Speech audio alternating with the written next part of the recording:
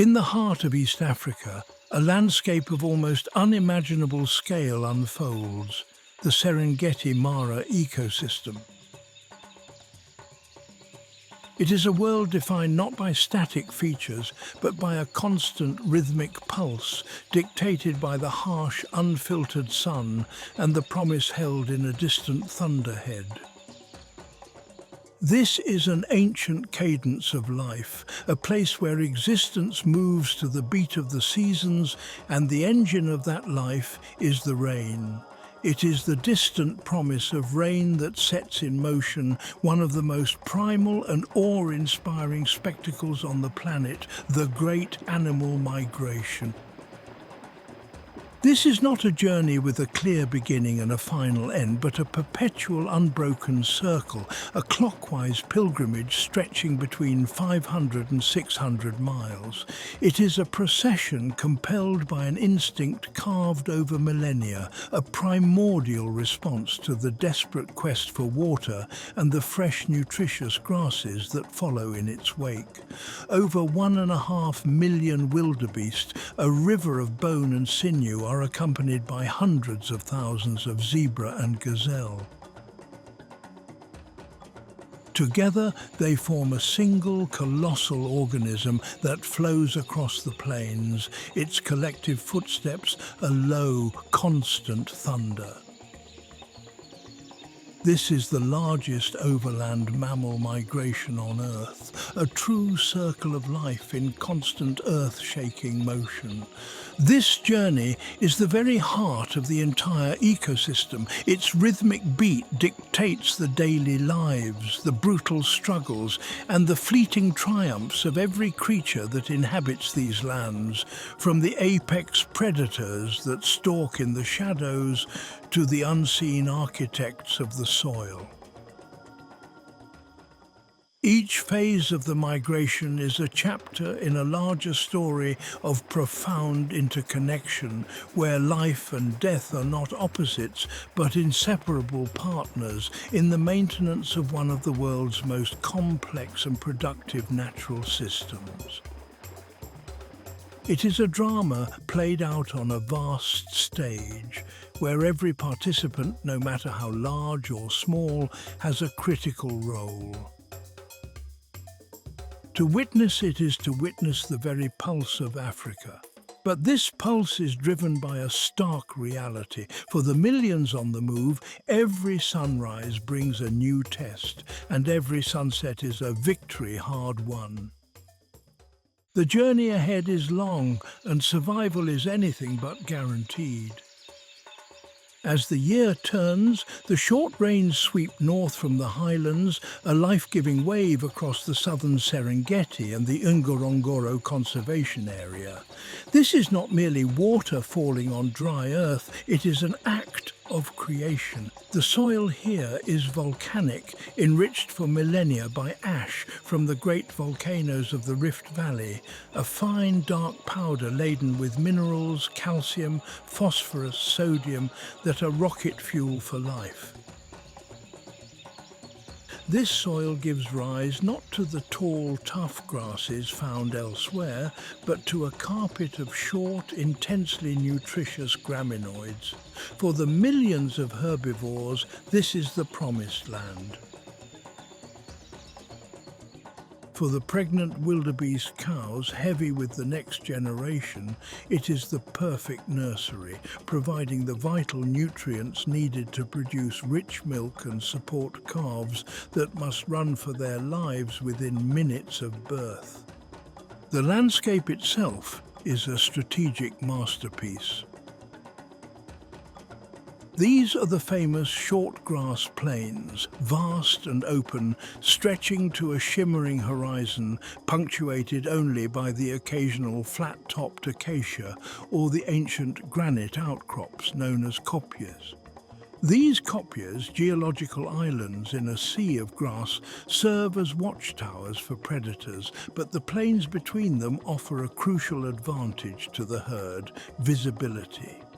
In a world where danger is a scent on the wind and a flicker of movement in the distance, the ability to see a threat coming is the first and most important line of defense. There are no thickets for a lion to hide in, no tall grass to conceal a stalking leopard.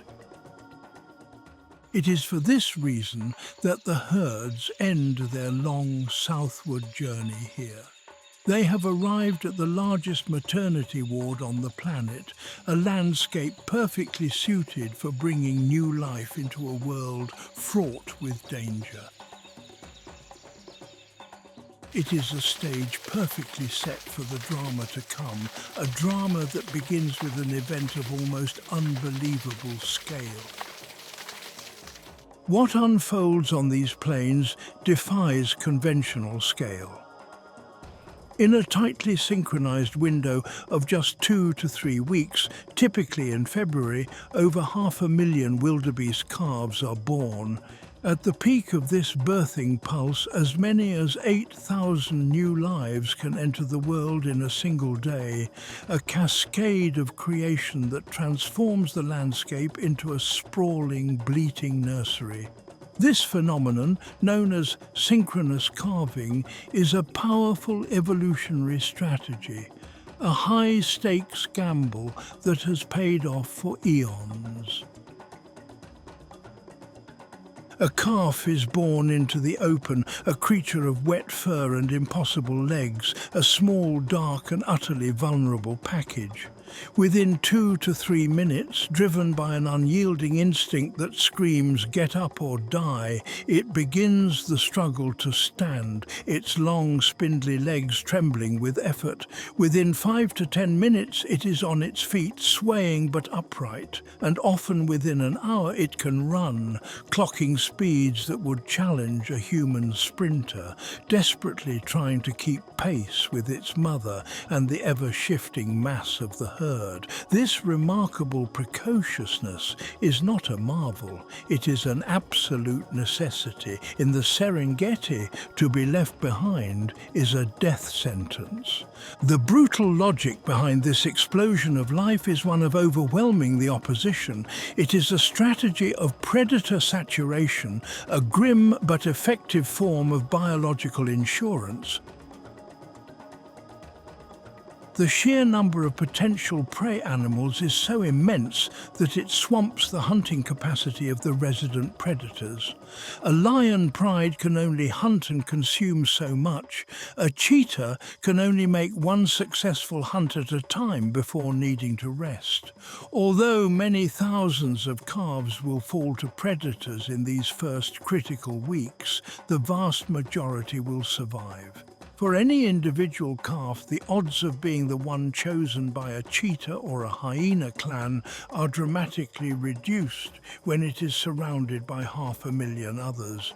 This creates a profound ecological paradox. The calving grounds of Ndutu are simultaneously the safest and the most dangerous place in the entire ecosystem. For the wildebeest population as a whole, it is the safest place to give birth due to the power of numbers. But for the individuals who are old, sick, or tragically unlucky, the pressure from predators is never more intense. The air is filled with the low bleating of newborns and the answering grunts of their mothers, a sound of life and connection. But beneath this chorus lies a constant, palpable tension, the silent, watchful gaze of the hunter. The landscape is at once a cradle and an arena of survival. And as the herds grow, the scent of new life sends an irresistible signal across the plains. For the hunters, the feast is about to begin. So how does a species ensure its survival when its newborns are completely helpless? It turns the predator's greatest strength, its appetite, into a weakness. This birthing pulse is a brilliant mathematical solution. It's not about saving every calf. It's about sacrificing a statistically acceptable number to guarantee the survival of the whole. It is evolution's cold, hard, but beautiful arithmetic. Life on the calving plains is dictated by starkly different rhythms, a world of hunter and hunted, of vigilance and opportunity. For a new wildebeest mother, the day is an unbroken cycle of anxiety and care. Her entire existence narrows to a singular, all-consuming focus, keeping her calf alive. Her routine is relentless. She nurses her calf frequently, providing it with the energy-rich milk it needs for its explosive growth. Immediately after birth, a critical process of bonding occurs. She licks the calf clean, imprinting its unique scent and call into her memory. From that moment on, in a sea of thousands of seemingly identical animals, she will know her offspring's voice and smell with unerring accuracy. Herds of new mothers often form creches or nursery groups, a loose gathering that serves as a defensive formation where calves can rest and interact under the collective watchful eyes of many females. This provides a degree of shared security. If a lesser predator, like a black-backed jackal, attempts to snatch a calf, the mother will defend it fiercely, charging and bucking with her formidable horns. Even a group of mothers will band together to drive off a threat. Grazing is constant but fraught with tension. The mother must replenish the immense energy she expends producing milk. She moves slowly with the herd, her head down to graze, but her ears swiveling like living radar dishes, her eyes perpetually scanning the horizon. Rest is fleeting and light. She dozes on her feet or lies down for only brief periods, always primed to explode into action. The wind carrying the scent of a lion, the distant alarm call of a plover, the sudden stillness of the herd, all are triggers that bring her instantly to full heart-pounding alert. Her daily life is a testament to the exhausting, unending work of motherhood in a world that offers no second chances. For the hunters, the calculus is entirely different. The calving season is not a migration, it is a delivery service. The plains transform into the ultimate all-you-can-eat buffet, and every predator for 100 miles around converges to claim its share. The cheetah, the master sprinter of the plains, finds its perfect arena here. The open ground allows it to unleash its legendary speed. A female with cubs will spend her days searching for the perfect opportunity, an incautious calf that has wandered just a few yards too far from its mother. The hunt is a masterclass in patience and explosive power. The stalk is slow, deliberate, using the slightest dip in the terrain for cover. Then the eruption, a burst of acceleration that is over in seconds. But even for the fastest land animal on Earth, it's a dangerous game. A single well-placed kick from a panicked mother wildebeest could break a cheetah's delicate leg, a fatal injury in this unforgiving world. The lion prides of the Serengeti, the undisputed power players, operate with a more brutal efficiency. They are masters of the ambush, using the cover of darkness or the confusion of the vast herds to their advantage. A team of lionesses will work together, fanning out to drive a panicked group toward other members of the pride lying in wait. Their targets are not just the newborn calves, but also the exhausted mothers, weakened by the strain of birth and lactation. It is a time of such plenty that even the great males, who often leave the hunting to the females, will join in the great feast, their dark manes stained with the evidence of their success. And then there are the hyena clans. Often miscast as mere scavengers, they are in fact incredibly intelligent and powerful predators, second only to lions in the hierarchy of the plains. With bone-crushing jaws and incredible stamina, they hunt in coordinated packs, their eerie whooping calls echoing across the plains at night. They will relentlessly test the herds, looking for any sign of weakness, and can run a target to exhaustion over miles. They are the great opportunists, equally adept at hunting for themselves or intimidating a lone cheetah off its hard-won prize. For the hyenas, the calving grounds are a landscape of endless opportunity where every birth is a potential meal. You see this incredible feast. But what if I told you that for the predators, this is also one of the most stressful times of the year? With all this food available, the competition becomes ferocious. Lions steal from hyenas, hyenas steal from cheetahs. Every single meal is a potential battle. This so-called time of plenty is actually a period of high-stakes conflict that brutally reinforces the hierarchy of the plains. Yet, even as the great carnivores gorge themselves, another, more subtle drama is playing out among the silent opportunists and the ever-present clean-up crew. The sky itself is watching, waiting for its moment to descend.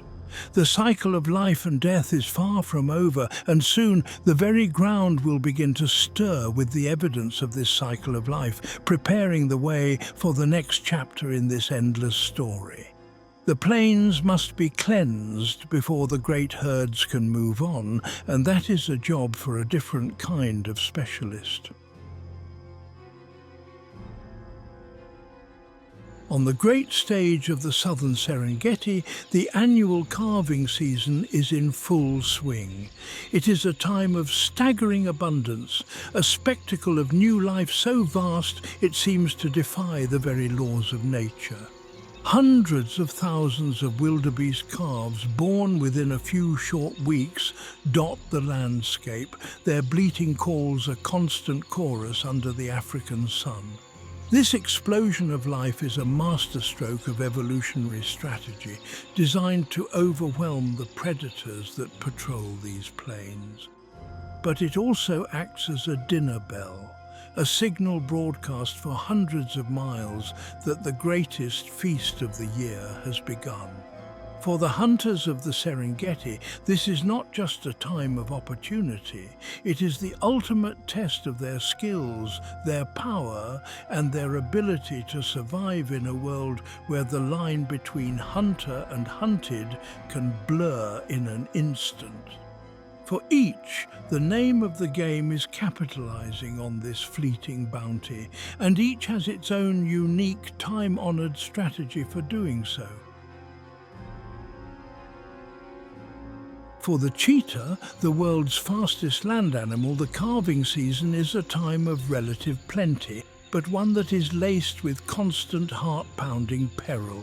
As a solitary or semi-solitary hunter, its daily routine is a finely tuned balance of capitalizing on its profound strengths and mitigating its equally profound weaknesses.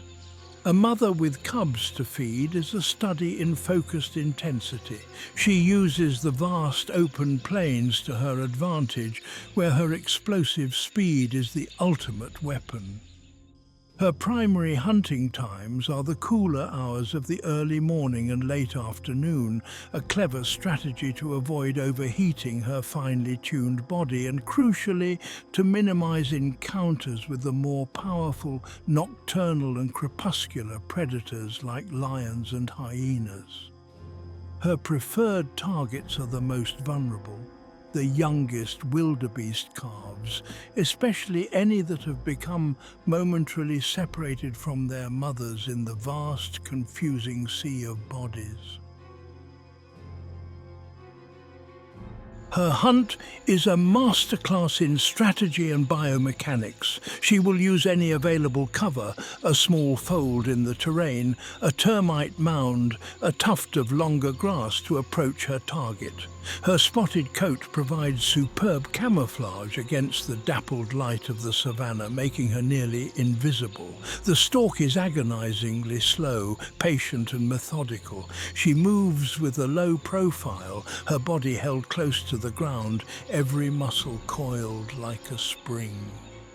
When she judges the distance is right, the transformation is breathtaking.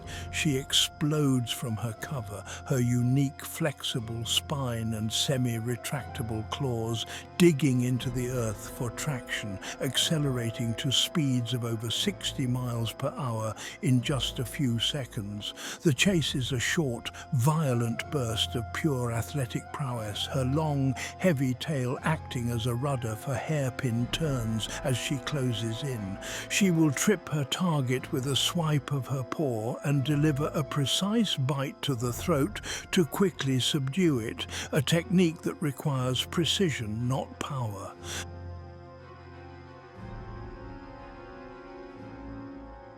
A successful hunt, however, is not the end of the struggle. It is the beginning of a frantic race against time. The cheetah's daily routine is dominated by this pressure. She eats quickly, nervously, her head darting up between bites to scan for danger, her large nostrils gulping air to recover from the oxygen debt of the chase. The scent of a successful hunt and the sight of vultures circling overhead are an open invitation to every competitor in the area. A lion or a clan of hyenas will not hesitate to drive a cheetah off her catch.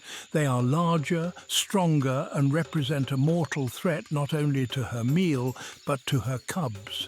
Therefore, much of her day is spent in a state of high alert. When not hunting, she leads her cubs from one hiding place to another, a dense thicket, a patch of long grass. She rests on elevated points like termite mounds, not for comfort, but for a better vantage point. Her life is one of solitude and constant tension. The abundance of the calving season makes finding food easier, but it also attracts a higher concentration of the very competitors that make her life so precarious. For all her speed and grace, the cheetah is a fragile queen, ruling a kingdom of moments. On these same plains, a different kind of power holds sway, a power built not on speed, but on brute force and the unbreakable bonds of family. But there is another solitary hunter who watches the great herds pass, a phantom of the shadows whose power lies not in speed, but in stealth and patience. This is the domain of the leopard, the most elusive and adaptable of Africa's great cats. Unlike the cheetah, who rules the open plains, the leopard is a master of the margins, haunting the dense riverine forests, the rocky slopes of the kopjes, and the thick canopies of acacia and sausage trees. Its daily life is a study in calculated concealment. During the heat of the day, the leopard is often invisible, a beautifully camouflaged tapestry of muscle and bone draped over a high branch, its rosette-spotted coat making it indistinguishable from the dappled light filtering through the leaves. Its primary activity begins as the sun dips low, painting the sky in shades of orange and violet. It descends from its arboreal sanctuary with a silent, liquid grace. The leopard is an opportunist par excellence, with a diet more varied than any other large carnivore. While the herds are present, a young wildebeest or an unwary gazelle is a prime target, but it will just as readily hunt birds, rodents, reptiles or fish. Its hunt is the polar opposite of the cheetah's explosive chase. It is a slow, nerve-wracking masterpiece of stalking. The leopard uses every rock, bush and shadow to approach its target, its body held so low to the ground it seems to melt into the landscape. Minutes can stretch into an hour as it closes the distance, inch by silent inch. The final attack is a sudden, terrifying burst of power from incredibly close range, often no more than a few yards. It is a creature of immense strength for its size, able to tackle prey much larger than itself, but its most iconic behavior comes after the hunt is complete. To secure its prize from the ever-watchful eyes of lions and the marauding clans of hyenas, the leopard performs a feat of incredible power. It will drag its catch, sometimes weighing more than its own body, vertically up the trunk of a tree to wedge it securely among the branches. This treetop larder is its guarantee of a meal, a private feast held high above the chaos of the plains below. The leopard is the silent observer, a ghost in the trees, thriving on the edges of the great drama, a testament to the fact that in the Serengeti, true power can also be found in solitude and shadow. Now, the lion pride operates as a cohesive and powerful social unit, the undisputed monarchs of this domain. The arrival of the migration transforms their territory into a land of unparalleled abundance, and their daily routine shifts from one of scarcity and effort to one of regal confidence. With millions of wildebeest on their doorstep, the lions of the Serengeti Plains do not need to travel far for a meal. The meal comes to them. The lionesses, the pride's primary hunters, employ sophisticated cooperative tactics that are brutally effective. They are most active at night during the twilight hours of dawn and dusk, or during storms when the darkness, wind and noise of thunder help to conceal their silent, deadly approach.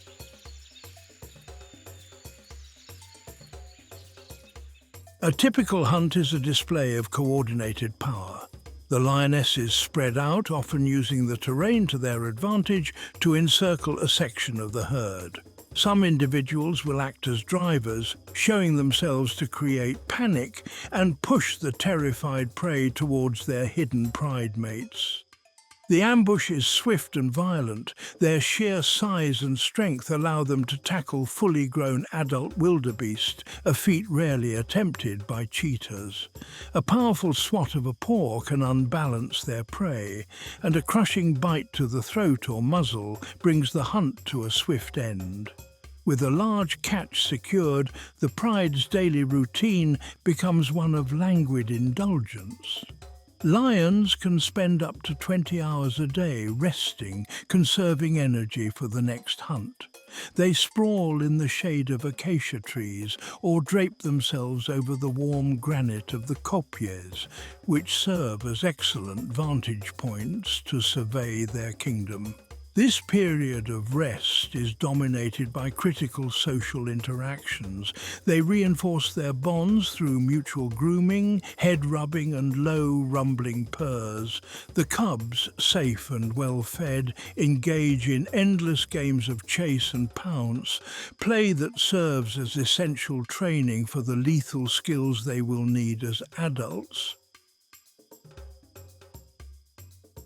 The routine of the dominant males is different. While they will join in to bring down exceptionally large prey like a buffalo or giraffe, their primary role is not hunting but territorial defense. Much of their day is spent patrolling the pride's boundaries, marking them with urine and scent glands. Their iconic deep-throated roars are a critical part of this routine, resonating for up to 5 miles across the plains. The roaring, most often heard at dawn and dusk, is not just a sound but a physical presence. It is a declaration of ownership, a powerful acoustic fence that warns off rival males and helps keep the pride's members in contact with one another. As the lions sleep off their feast, their roars echoing a claim of ownership over the plains, another power awakens with the dusk. They are a force of numbers and relentless endurance, an ancient clan whose calls will soon own the night. While lions operate with the brutal confidence of a royal dynasty, another rarer social predator flows through the Serengeti's woodlands and plains. They are a river of painted hunters, a flickering mirage of black, gold and white fur, the African wild dog. Often called the painted wolf, their daily life is one of perpetual motion, governed by unbreakable social bonds and the most successful cooperative hunting strategy of any large carnivore on the continent. They live in tightly knit packs, led by a dominant alpha male and female who are typically the only pair to breed. The pack is a model of social cohesion. Before a hunt, they greet each other with chirps, whines, and displays of mutual submission, a complex ritual that reaffirms their bonds and sinks their intent. This is not a democracy, but a highly effective family unit where the survival of the group, especially the pups, is the singular, all-consuming priority. Their hunt is a spectacle of communication and breathtaking stamina. Unlike lions who rely on ambush or cheetahs on sheer speed, wild dogs are endurance hunters. Once they lock onto a target, often a gazelle or a young wildebeest on the periphery of the great herds, the chase begins. It is a fluid, coordinated relay race across the savanna, using a series of high-pitched calls to stay in constant contact. The lead dogs will push the prey at a relentless pace until it begins to tire, at which point fresh members of the pack will surge forward to take over the lead. They can maintain speeds of over 35 miles per hour for several miles, a feat of athleticism that simply outlasts their prey. The conclusion is swift and incredibly efficient, a result of their pack coordination.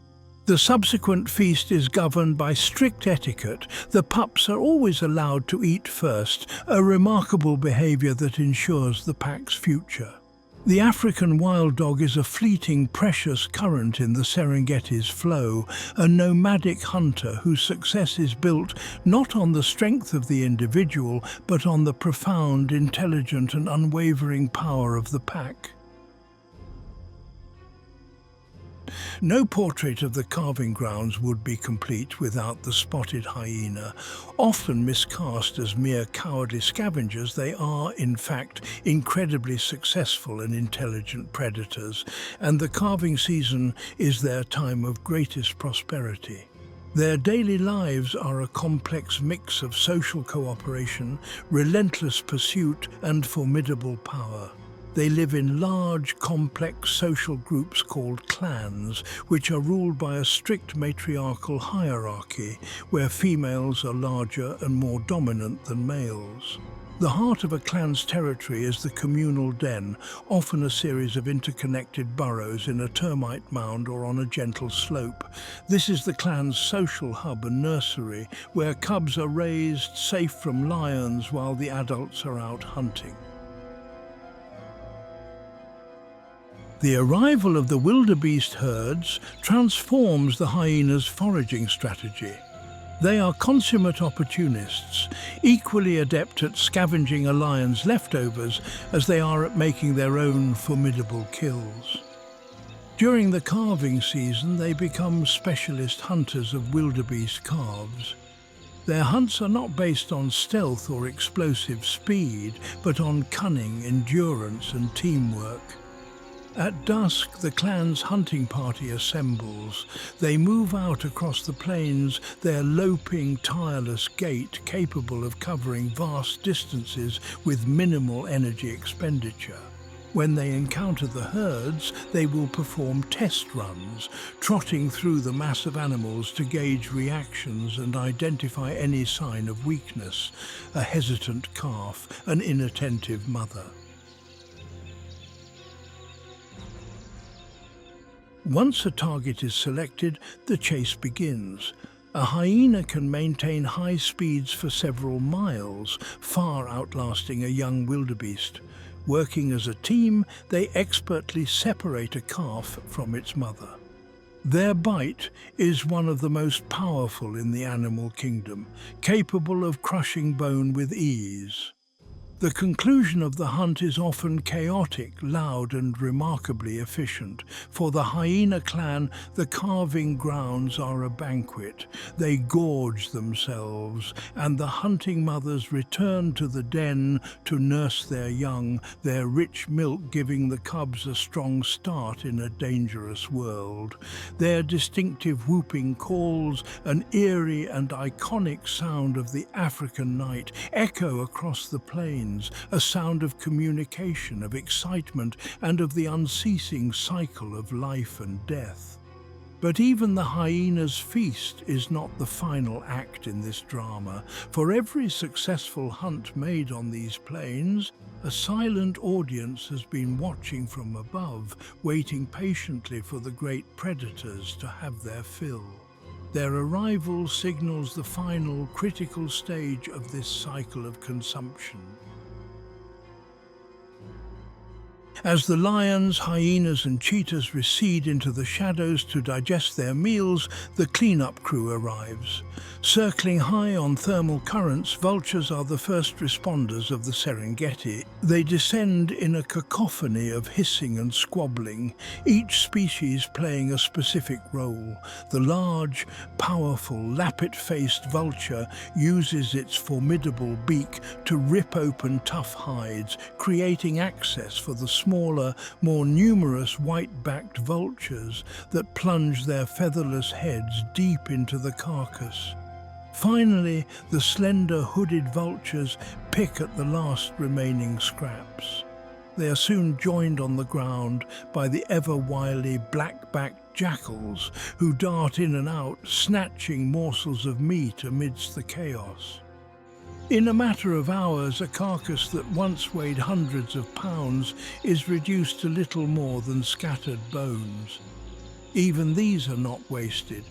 The bones will be gnawed by hyenas for their marrow, and what remains will eventually be broken down by the sun and the soil, returning their precious calcium back to the earth.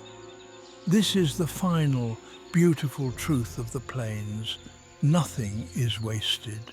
Every death, from the smallest calf to the mightiest bull, is simply a transfer of energy, fueling the next wave of life and enriching the volcanic soil that will in turn grow the very grass that will call the great herds back again next year, continuing the timeless, thunderous and perfect circle of life.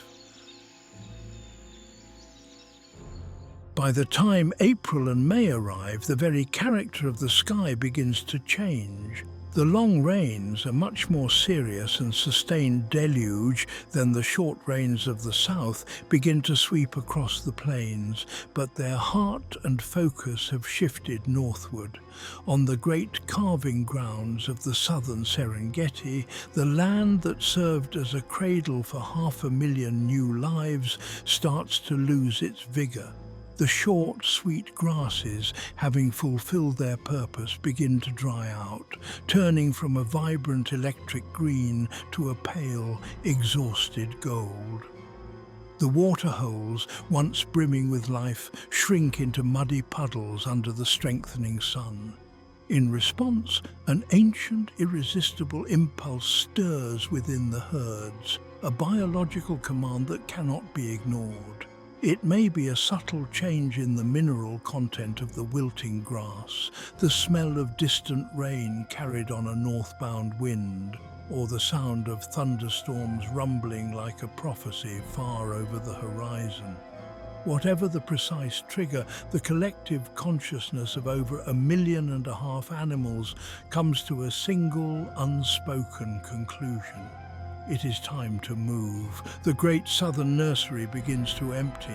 What was once a vast, scattered blanket of grazing animals begins to coalesce, drawing together into a monumental living river.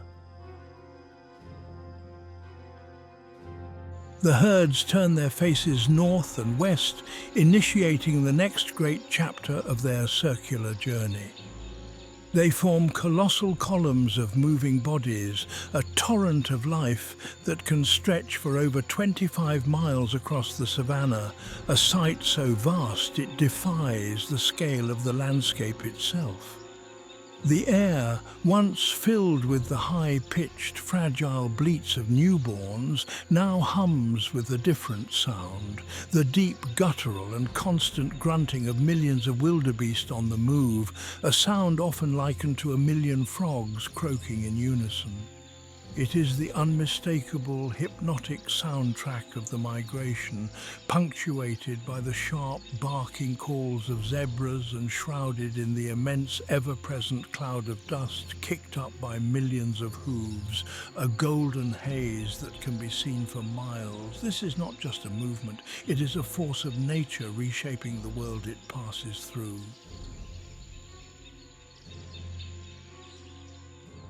Amidst this relentless forward motion, typically around late May and June, as the herds pour into the Serengeti's western corridor, another biological imperative takes hold, adding a new layer of chaotic energy to the march. This is the mating season, the rut. The atmosphere within the moving columns becomes charged with a frenetic testosterone-fueled intensity. The bulls, their necks thickened and their tempers short, engage in constant, ritualized combat for breeding rights. They drop to their knees in the dust, clashing their horns with a sound like cracking wood, wrestling for dominance in brief but violent contests. Their bellows of challenge, a surprisingly loud and resonant sound, add a new urgent note to the cacophony. Each successful male establishes a small temporary territory, a patch of ground that is his kingdom for mere hours, attempting to herd and hold groups of females before the irresistible momentum of the march forces them all to move on. It is a spectacle of life's continuity, a frantic dance of procreation that takes place in the very heart of the great pilgrimage, ensuring that the next generation is conceived even as the current one faces the journey's greatest trials ahead. The very act of creating new life is woven into the fabric of this perilous march. This long march north, however, is not a chaotic stampede. From a distance, it may look like anarchy, but up close, it reveals itself as a highly organized, albeit noisy and dusty, mobile ecosystem. It is a cooperative venture where different species travel together, each playing a specialized role that benefits the whole. Their daily lives are a study in symbiosis on a grand scale, a moving city of grazers with its own rules, its own rhythms, and its own internal logic. At the heart of this procession are the wildebeest, the very engine of the migration. The daily life of a wildebeest on the march is one of relentless, simple purpose: graze and walk, walk and graze. They are the engine and the main body of this massive movement, their sheer numbers and their singular focus on finding fresh forage, dictating the pace and direction of the entire procession. They are creatures of instinct and momentum, their journey a perfect example of swarm intelligence. When the front of the column begins to move, the rest follow, an impulse that ripples through millions of individuals, creating a wave of motion that flows over hills and across plains like water. They communicate constantly, using their distinctive grunts to maintain contact within the dense, dusty columns. But they also leave a more subtle trail, secreting a scent from glands in their hooves that weaves an invisible network of communication across the vast plains, an aromatic thread that helps the herds follow one another. Their grazing style is a model of efficiency. They use their broad muzzles to crop vast amounts of medium-height grasses, acting as the primary lawn mowers of the Serengeti. In doing so, they are not just feeding themselves, they are meticulously preparing the landscape for the different species that follow in their wake, opening up a world of opportunity for their traveling companions. Travelling alongside and often at the very forefront of the wildebeest columns are the striking black and white figures of the zebras. Their presence is not accidental. They are engaged in a deeply symbiotic relationship with the wildebeest, acting as the pioneers and navigators of the great herd. Their peaceful coexistence is made possible by a clever division of resources, a classic example of niche partitioning. Zebras are hindgut fermenters, a digestive system that allows them to process tougher, more fibrous vegetation than ruminants like wildebeest. Consequently, they prefer the taller, stem-heavy grasses. They move into a patch of pasture first, using their sharp incisors to clip the tough upper layers of the sward. This mowing action exposes the more tender, leafy and nutritious middle layers of the grass, which are the preferred meal of the wildebeest. They essentially prepare dinner for their traveling companions, allowing both species to thrive without direct competition. But their role extends far beyond that of mere trailblazers. Unlike the loose and massive herds of wildebeest, zebras maintain a highly stable and organized social structure. They live in small family groups, or harems, consisting of a dominant stallion, several mares and their foals. These family bonds are incredibly strong and are maintained even amidst the seeming chaos of the migration. This social cohesion provides a layer of security and order, with the stallion fiercely defending his family from predators or rival males. Furthermore, zebras appear to possess a superior memory for the landscape. They are believed to remember migration routes and the locations of critical water sources from previous years, often leading the great columns toward the next life-sustaining river or waterhole. Their senses are also sharper, with excellent eyesight and large mobile ears that can pinpoint the source of a sound. They are often the first to detect danger. A sharp, high-pitched alarm bark from a zebra will put the entire mixed herd on high alert, a ripple of panic spreading through tens of thousands of animals in seconds. They are the sentinels, the map makers, and the wise elders of the migration. This isn't just a million animals walking in the same direction. So what's really holding this moving city together? It's a multi-species society on the move. The zebras are the pioneers with the better memory for the route, mowing the tough grass. This opens up the tender shoots for the wildebeest, who are the engine of the whole procession. It's a perfect partnership that makes the entire group far more successful than any single species could ever be alone. Forming the rear guard of this great procession, following in the footsteps of the giants, are the smaller, more delicate gazelles, primarily Thompsons, and the slightly larger Grant's gazelles. Their daily routine is to capitalize on the work already done. After the zebras have eaten the tough tops and the wildebeest have consumed the middle layers, the gazelles move in. They are highly selective feeders, using their narrow, pointed muzzles to pick out the smallest, most nutritious new shoots and herbs that grow close to the ground, now exposed by the grazing of the larger herbivores. They benefit from the migration in two critical ways.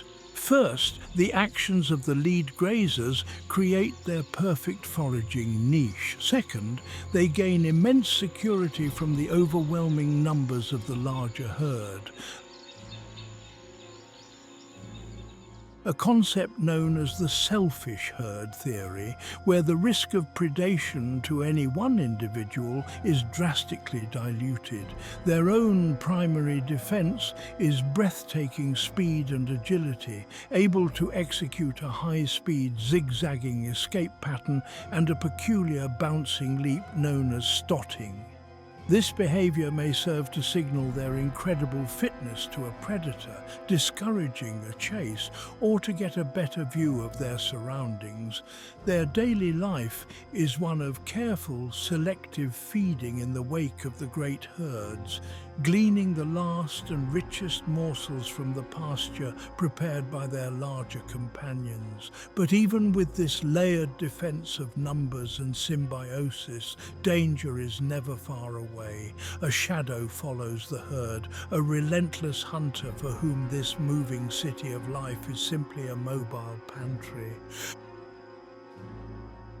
For the spotted hyena clans, whose territories lie along the migration route, the passing of the herds is a temporary but immense boon, a river of protein flowing through their world.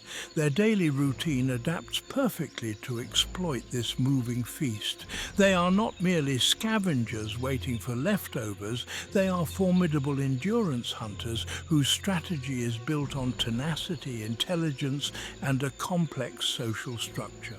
While some hyenas may adopt a more nomadic existence, temporarily following the herds, many clans are bound to their fixed territorial dens where they raise their cubs. For these clans, the migration requires a remarkable strategy: commuting. Hunting parties of high-ranking females will leave the den and travel for days, covering dozens of miles to reach the moving front of the migration. This is their workplace. Once there, they will hunt relentlessly. Their tactic remains the same, using test runs to identify weak, young or sick individuals, their chilling whoops and giggles echoing as they coordinate their attack. The chase is a long-distance affair. Their deceptively clumsy-looking loping gait is one of the most energy-efficient in the animal kingdom, allowing them to pursue a target for many miles until it is utterly exhausted. After a successful hunt, they will gorge themselves, their powerful jaws and highly acidic stomachs allowing them to consume almost everything, including skin, hooves and bone. A single hyena can eat up to 30 pounds of meat in one sitting. Having filled their bellies, the commuters will then begin the long journey back to their home den. There, they will regurgitate meat for the older cubs, or, if they are lactating mothers, provide the clan's youngest members with exceptionally rich and fatty milk. This sophisticated behavior is a testament to their physical endurance, their cognitive mapping abilities, and the strength of their social bonds. But as the herds march ever northward, they are heading towards an obstacle that no amount of endurance or cooperation can easily overcome, a challenge that will test them to their absolute limit. After months of relentless marching, the herds arrive at the greatest and most dramatic obstacles of their entire annual journey. The landscape itself seems to rise up to challenge them. The first major test, typically encountered between June and July, is the Grumeti River in the Serengeti's western corridor. The Grumeti is a formidable river, its channels deep and its banks often steep and muddy. It is home to pods of territorial hippos and some of the largest Nile crocodiles in Africa, ancient reptiles that have been waiting patiently all year for this moment.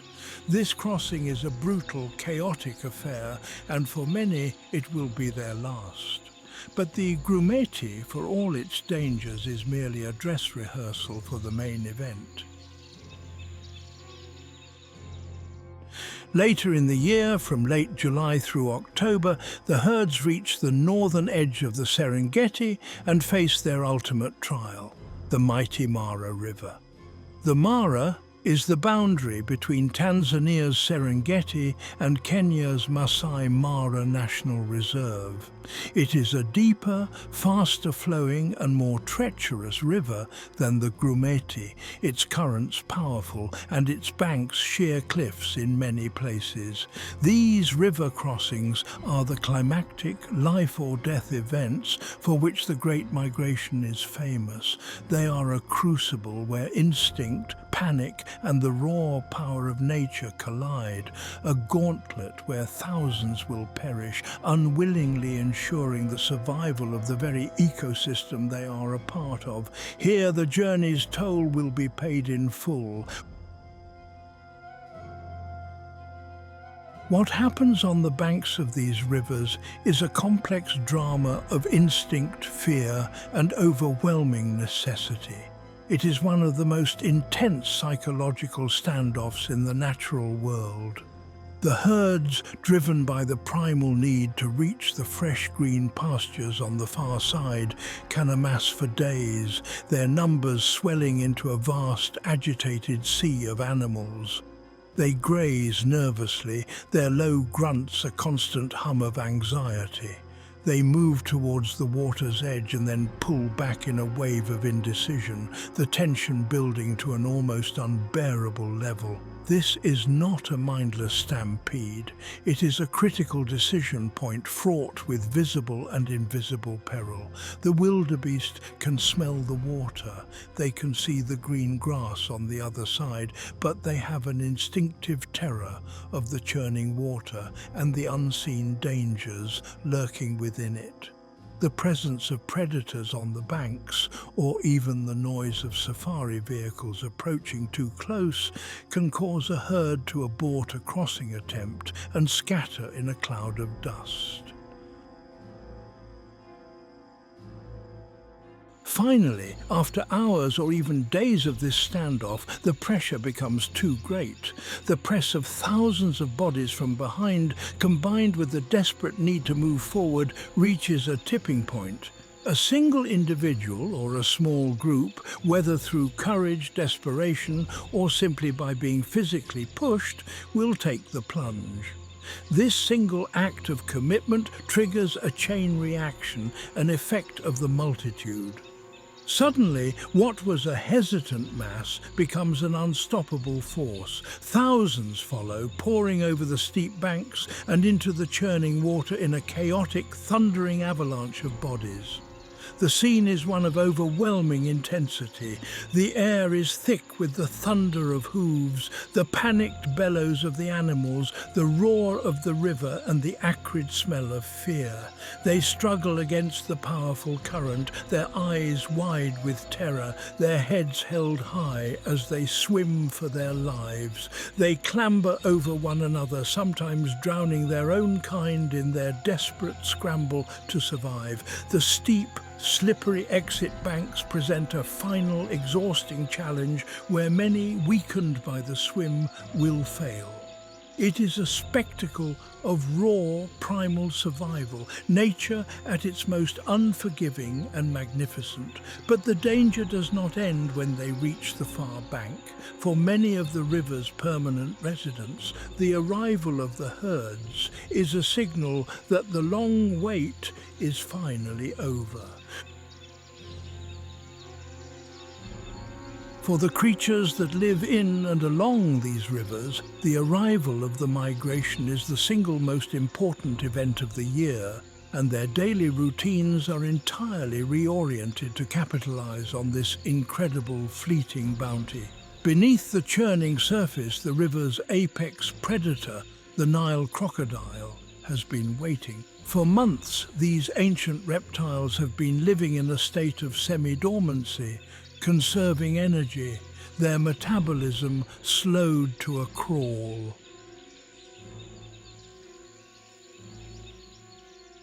But as the first tremors of the approaching herd are felt through the water, they awaken. They become active, positioning themselves in the deeper channels, often near the chosen crossing points. They are masters of the ambush, lying motionless with only their eyes and nostrils breaking the surface.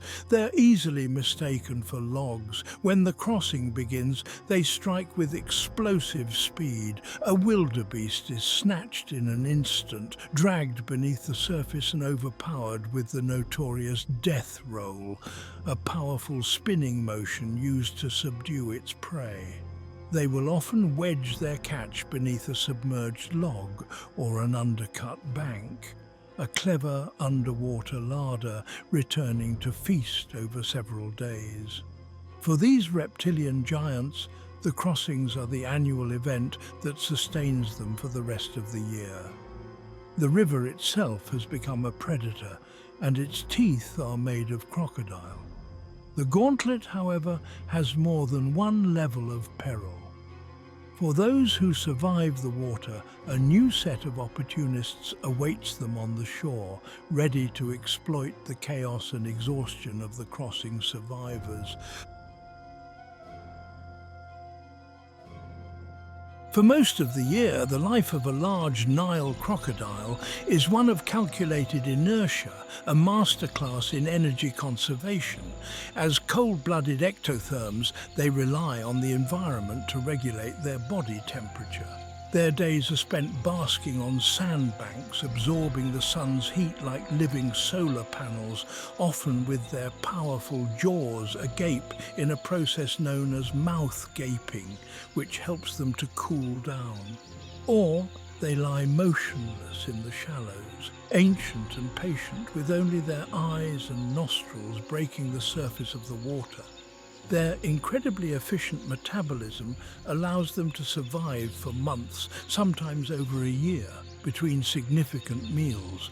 They are masters of stillness, biding their time, waiting for the world to come to them.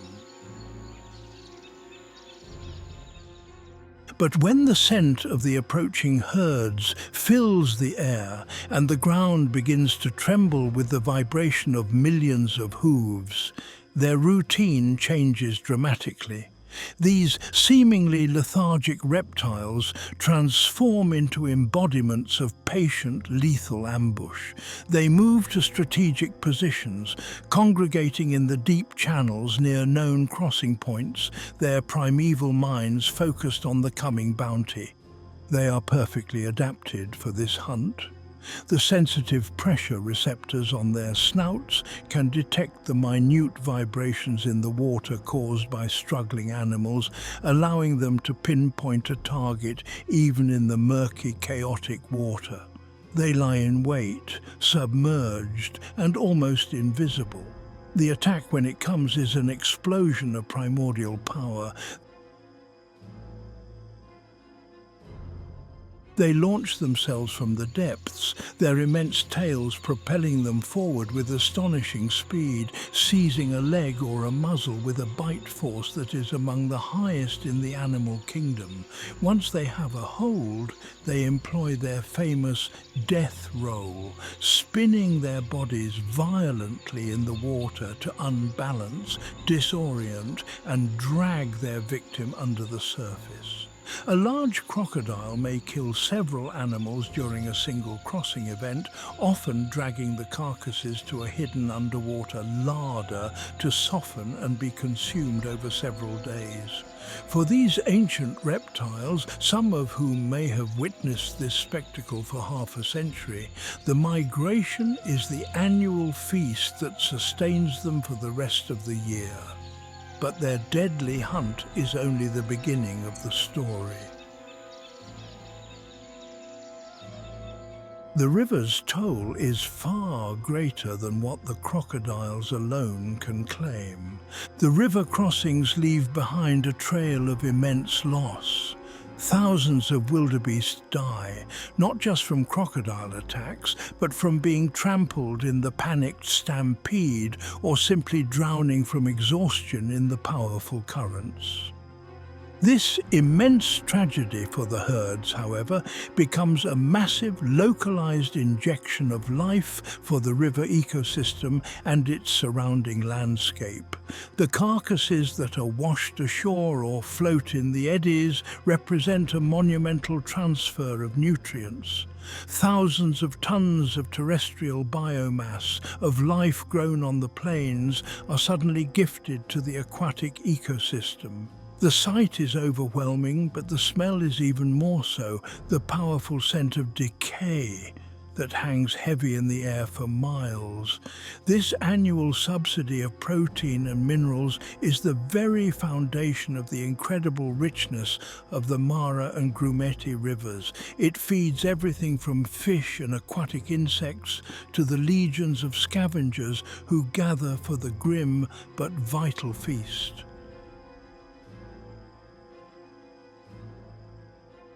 With their phenomenal eyesight, vultures spot the commotion from miles away, circling high above on thermal currents to conserve energy.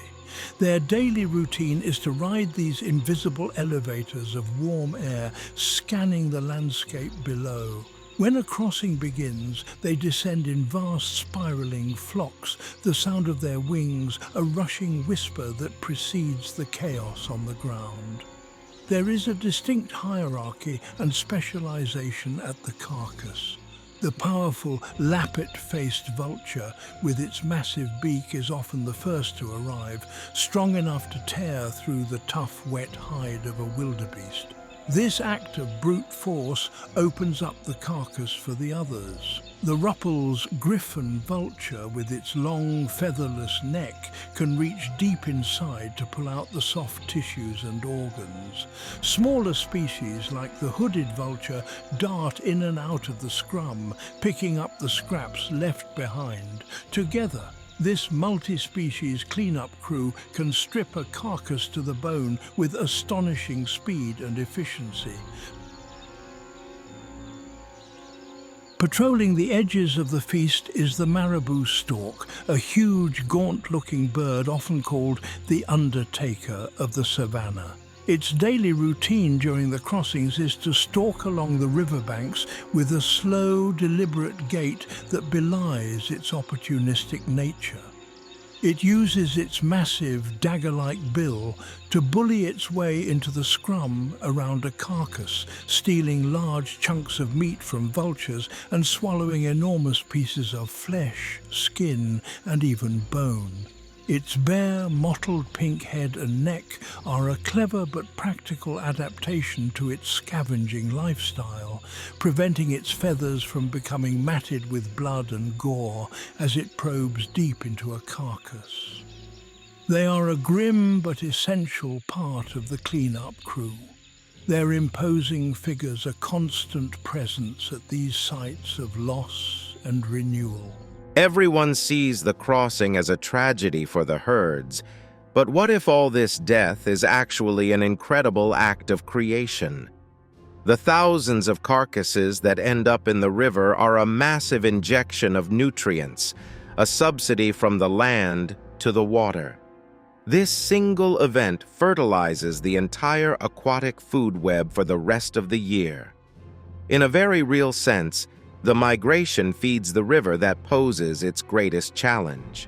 And on the fringes of it all are the black-backed jackals. Often living in monogamous pairs that defend a territory for life, their daily routine during the crossings is a dance of daring and caution. They are a constant presence, their sharp yapping calls often alerting other scavengers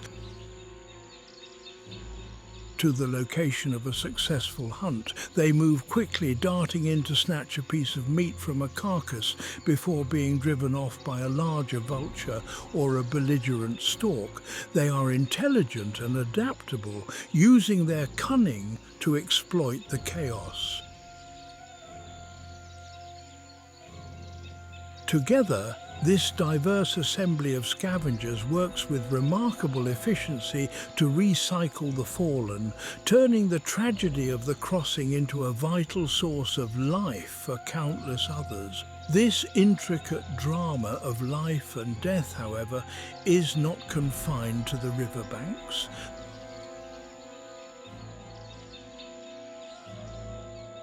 The migration's influence radiates outwards, shaping the lives of every creature in this vast landscape, even those who stand apart from the Great March.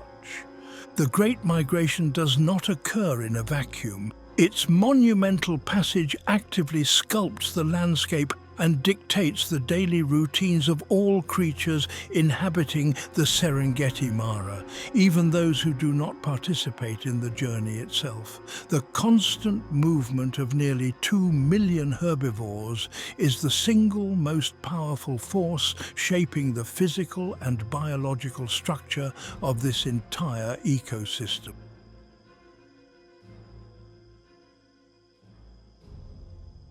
They are the gardeners, the engineers, and the lifeblood of this vast wilderness, and their presence fundamentally alters the world for the residents who call this place home year-round. For some, like the serene non-migratory giraffe, life unfolds on a different plane entirely.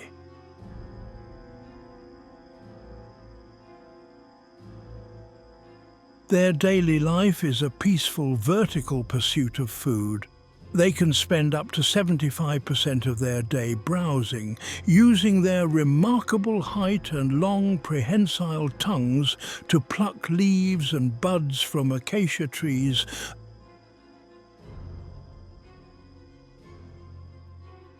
a food source far beyond the reach of the stampeding herds. They live in loose, fluid social groups called towers, whose composition can change from day to day.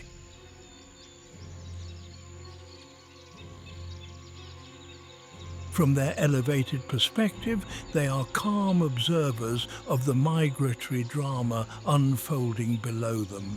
While they do not compete for food, giraffes benefit profoundly and indirectly from the migration. The intense grazing pressure from millions of wildebeest and zebra keeps the grasses short, preventing the open savanna from transitioning into dense, impassable scrubland.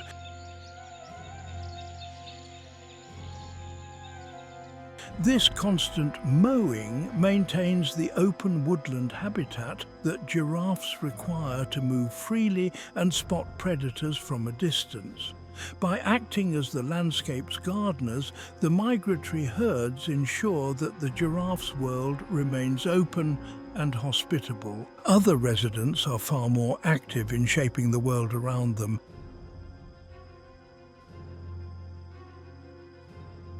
Elephants living in complex matriarchal family units, led by an experienced older female, are the Serengeti's master engineers.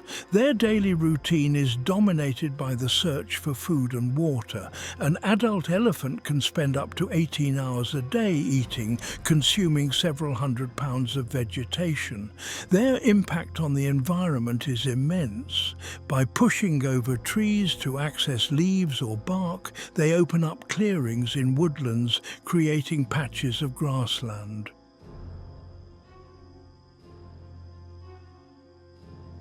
Their well-worn paths act as fire breaks and become roadways for smaller animals. In the dry season, they use their tusks and trunks to dig for water in dry riverbeds, creating essential waterholes that benefit countless other species.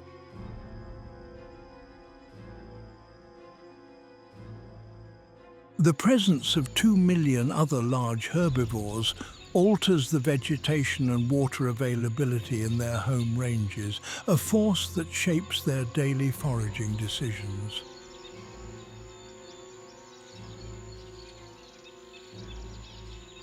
They are the slow, powerful, and permanent architects of the land, whose work is constantly being influenced by the transient passage of the great herds. Back at the river, another powerful architect holds sway.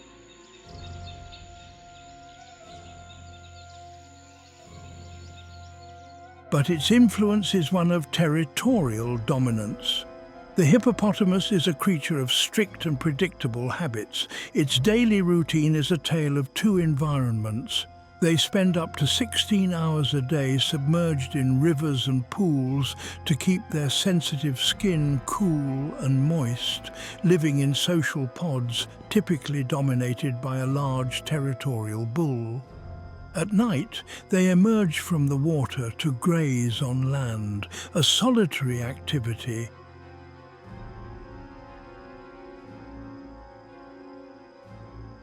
where they can travel several miles from the river to consume up to 90 pounds of grass. The daily life of a territorial hippo bull is one of defending his stretch of river.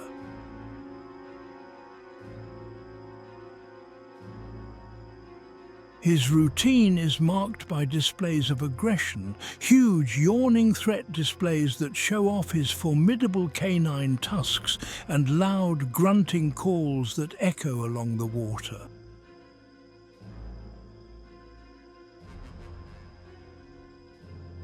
For this formidable river guardian, the chaotic crossing of the migration is a massive territorial invasion. The noise, the churning water, and the sheer number of animals violating his domain can trigger aggressive and violent responses.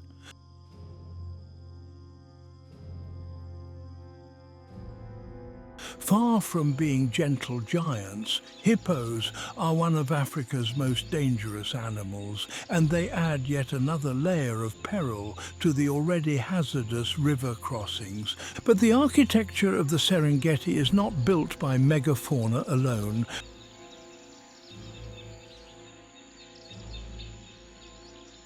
Dotting the entire landscape are the unmistakable reddish-brown mounds built by termites. These are not just piles of dirt. They are complex, self-regulating fortresses that are crucial to the health of the ecosystem.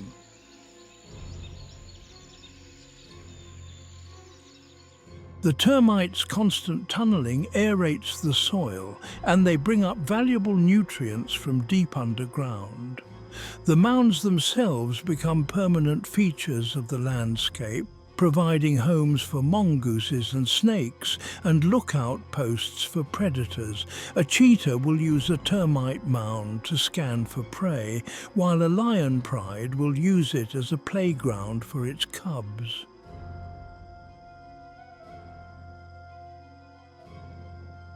These silent, earthen castles are another layer of architecture that shapes life on the plains, and zooming in even closer reveals perhaps the most important architect of all.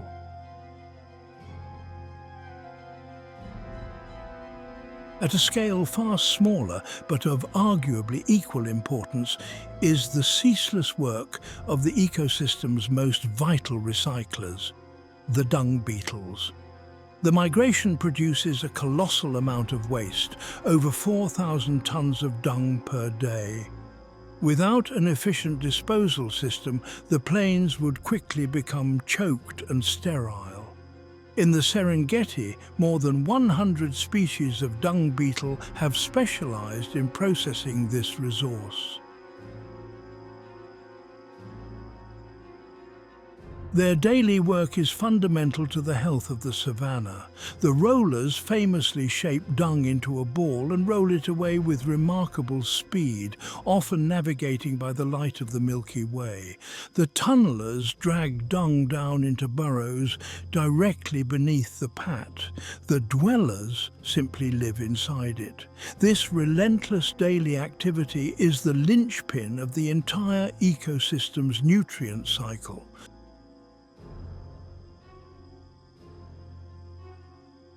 By burying dung, these beetles fertilize and aerate the soil, disperse seeds, and prevent the proliferation of disease-carrying flies. The existence of this spectacular system depends critically on the humble daily toil of an insect, a profound example that the health of the whole is utterly dependent on every single part, no matter how small.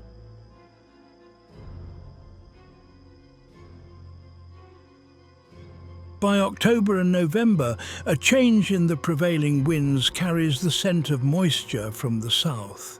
The promise of the short rains, the same rains that triggered the explosion of life months earlier, begins to call the herds home. Driven by this ancient summons, the vast columns of animals turn once more,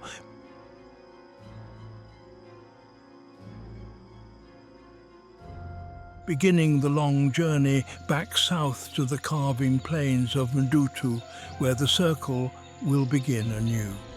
This is not an end, but the completion of a loop, the finishing of a single powerful heartbeat of the Serengeti. The Great Migration is far more than a mere movement of animals. It is the life force of the plains, the engine that drives the seasons of plenty and of hardship for every inhabitant.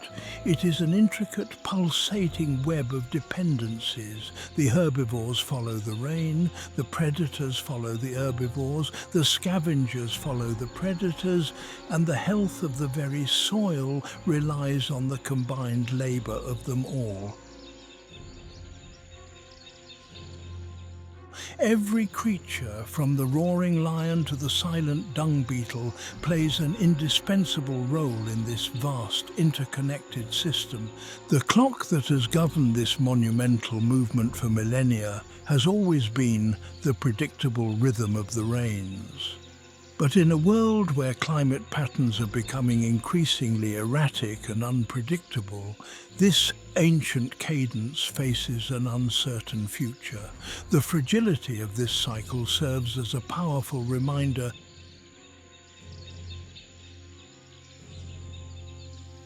that even nature's most grandiose spectacles depend on a delicate and intricate balance. As the rains become less reliable, the very future of this journey hangs in the balance, a question mark hovering over one of the last great wildernesses on Earth, a balance maintained year after year by the ceaseless thundering passage of millions of hooves across the endless African plain. So after seeing the elephants and the lions, you think you understand power in this system? What if the real architects of the Serengeti are only an inch long? Without these beetles, this entire magnificent ecosystem would choke on its own waste in a matter of seasons. They are the linchpin. It's the ultimate proof that the largest spectacles in nature are often entirely dependent on the smallest, most overlooked players.